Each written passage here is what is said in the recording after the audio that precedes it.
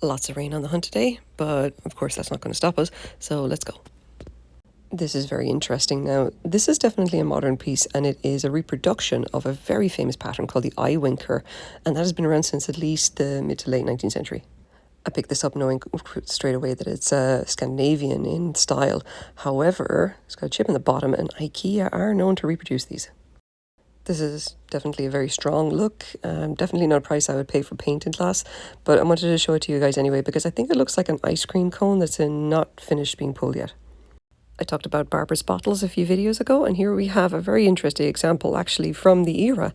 They're called a lot of different things like vanity bottles, perfume bottles, Barbara bottles as well. This one is probably by Fostoria around 1900, and I think I will be getting it.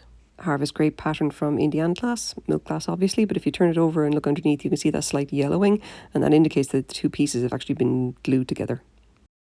I mentioned that the US Lascaux peacock pattern punch bowl has been reproduced a lot, and here we have yet another example of that, a whole set for $25. Another horrible home scent vase. I feel like part of their issue is that they're just trying to do way too much at once. In this case, we have like glass that is speckled and iridescent and applied decoration. It's just too much. Lovely little pair of brass ducks here, made in India. Definitely like popular, I would say, right now. Someone's going to pick these up and really love them. So the problem with silver overlay dishes is that it really had its heyday in the early 20th century, but got very heavily reproduced in the 1970s, and it's hard to tell which patterns come from which era.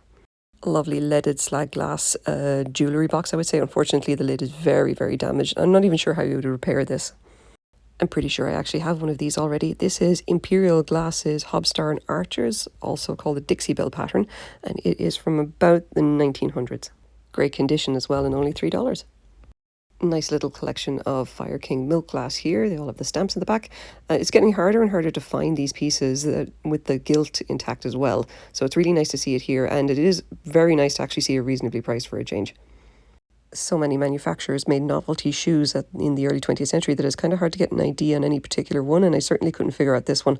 You can see that the top has been quite badly broken, but someone liked this enough to grind down the edges and keep it.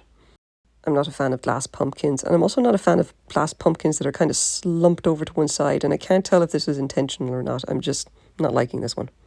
I don't think this has a mark, but I wouldn't be surprised if it's Avon.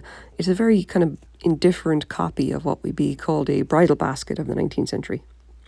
Lots of interesting things to see today, and to be honest, you can't go wrong every time you find a piece of really early 20th century glass. So talk to you guys next time.